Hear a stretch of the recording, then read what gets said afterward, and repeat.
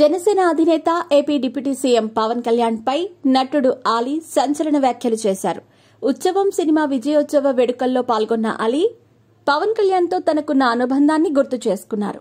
పవన్ కళ్యాణ్తో మీ అనుబంధం ఇప్పుడు ఎలా ఉందని మీడియా ప్రతినిధి అడిగిన ప్రశ్నకు ఆలీ సమాధానమిస్తూ మా అనుబంధం 3 పువ్వులు 6 కాయలుగా ఉందని నవ్వులు పోయించారు.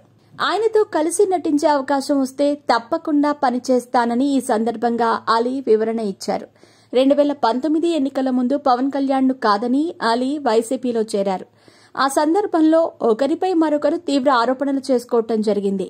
ఆయన వైసీపీలో ఉన్న సమయంలో పవన్ అభిమానులు ఆలీపై దారుణంగా విమర్శలు చేశారు. పవన్ కళ్యాణ్ సైతం ఆలీ కూడా నన్ను మోసం చేశాడని విమర్శించారు. పవన్ తనపై చేసిన కామెంట్స్ కి ఆలీ కూడా గట్టిగానే కౌంటర్ ఇచ్చారు.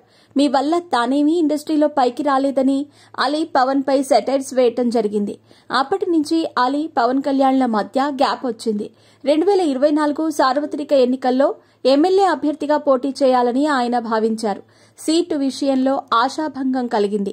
దీనికి తోడు ఎన్నికల్లో పార్టీ ఘోర ఓటమి చెందటంతో ఇక రాజకీయాల నుంచి వైదొలగాలని ఆయన నిర్ణయించుకున్నారు. వైసీపీ నుంచి బయటకు వచ్చిన తర్వాత ఆలీ పవన్ కళ్యాణ్ కు మద్దతుగా కామెంట్స్ చేస్తున్నారు. దీనిలో భాగంగానే తాజాగా ఆయన పవన్ పై కామెంట్స్ చేశారు.